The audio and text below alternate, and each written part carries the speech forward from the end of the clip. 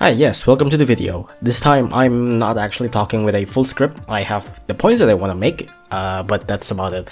So I'm sorry if this doesn't sound professional-ish, I guess. Well, it won't sound as good as my other videos, I would say that at the very least. For this time I want to talk about floor 21, because floor 21 in particular is one of the more awful floors in Heavenly Tower. It's not that bad, but it's probably one of the hardest floors under floor 30 if you don't have the right units. So yeah, that's pretty much why I want to make a video on this one. Floor 21 is pretty awful. Now, let's start with looking at the lineup. And here I have Awakened Bahamut. I used Awakened Bahamut for to start off. Usually people actually, well, not really. I mean, a lot of people actually use Awakened Bahamut, but I think a lot of guide makers usually recommend normal Bahamut, and that's actually fine. Normal Bahamut is actually pretty good here. But for this strat in particular, I kind of like Awakened Bahamut, mostly because I want to make the start off fast. yeah, it's not, Awakened Bahamut's not a necessity here. He's just there. Honestly, he's not that important. You can sub him out for basically anything, really. But for this one, I used Awakened Bahamut so that I can make the start off faster. Usually at the start, people would like to stack a lot of proc units. In this case is Necrodancer and Sanzo. But I don't do that here, because there's a good chance that they're gonna die when you hit the base anyways. And another thing is because you want to lure after this. Well, I want to lure after this. I want to lure here because of cat limit. As you can see, there's 5 meat shields. Well, I guess 4 meat shields, but since there's Jiangxia, it's kind of 5 meat shields. It's not actually as good as 5 meat shields, but 4 meat shield with Jiangxia I think is better because it doesn't clock the cat limit as much as 5 meat shields. Now, anyways, obviously, you use a lot of meat shields here because there's Cappies and Blitzens here, and they both push pretty hard if you don't have that much meat shields. From my testings, I'm not sure why, but my runs gets much more consistent when I use 5 meat shields instead of 4. You can use 4 meat shields, but I would still highly recommend using 5 meat shields. Well, or 4 meat shields including Jiangxia. I don't know why, but apparently 5 is just the perfect number. Also, you need to remember that Blitzen and Cappies usually just one-shots erasers, so you can just probably use the cheaper meat shield, the 75 cost one. They are much more cost efficient that way. From here, I also have Sanzo and Necrodancer as main proc units. You might ask why not icat, I'll get to that later.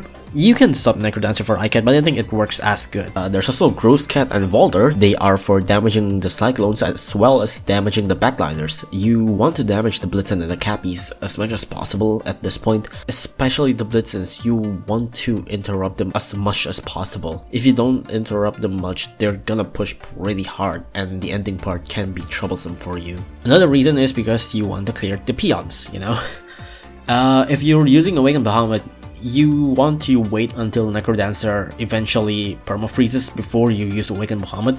If you use Awakened Bahamut too quickly before your Necrodancer stacks up, your Awakened Bahamut might die way too quickly. There's also a Dragon there. It's for damage and also for the ending part. Why Dragon when you can use, like Cameraman or Castaway and stuff like that?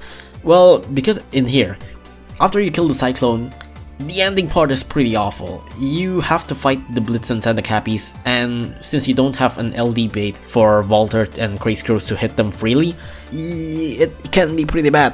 You don't get cocky after you beat the Cyclone. There's a good chance that you can actually die from the Raindy and Cappies. Just look at how far they push here.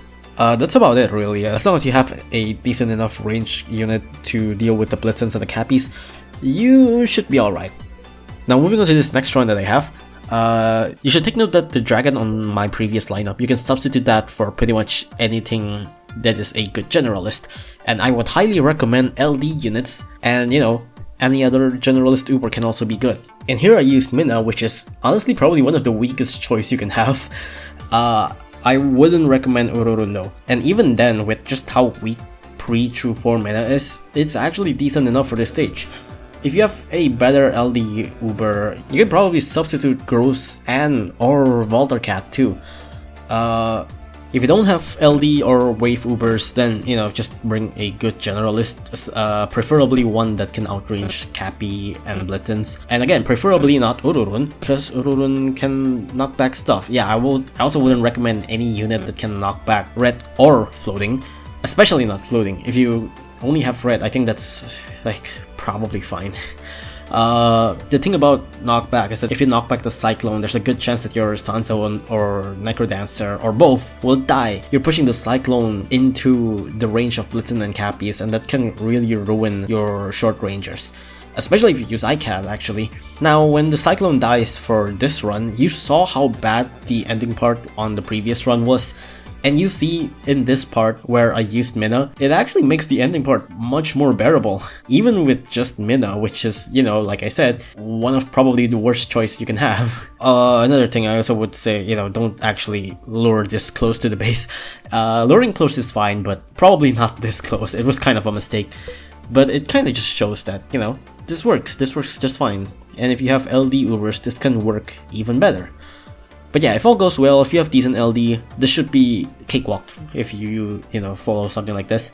Another trick, I guess you can say, you might notice that when I hit the base, I use the cannon. If you use the cannon here, when you hit the base with Awakened Bahamut, you can knock back the BB bunnies, and Awakened Bahamut will hit the Cappy, Blitzen. I mean, Awakened Bahamut will hit the Blitzens, and it's not, like, necessary. It's not necessary, it's not really important, it's just there. It's a decent 8,500 damage, it's pretty good. Another thing I also said is why I don't want to use icat here. Icat has very short range and they actually die pretty quickly. From what I tried using icat and Necrodancer, Necrodancer is actually much more consistent. Like, you can use icat if you don't have Necrodancer, which is, I think, you know, I think it makes sense if you go to the more popular choice, which is icat, and you don't have Necrodancer. Because I know Necrodancer is not a popular choice. I know icat's like a very popular unit for good reason, I guess. Necrodancer needs a bit more love.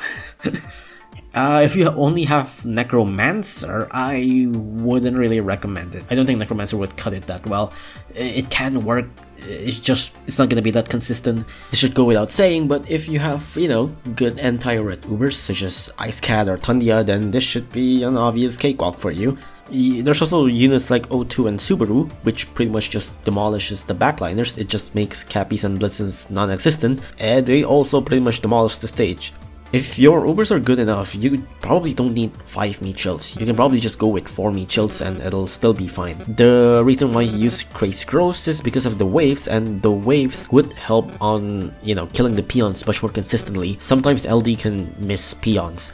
And why do you want the peons dead that much? Because Necrodancer is single target. There might be times where Necrodancer would just, you know, hit the peons, and that can actually kind of ruin your run sometimes. Also, if the only good generalist Uber that you have knockbacks reds, if it knockbacks red like Masamune or Raiden, it's probably fine. I would recommend either spawning them after you kill the Cyclone, so that you don't actually, you know, care about Sansa when Necrodancer dying. Or you can also maybe try to fight near the enemy base.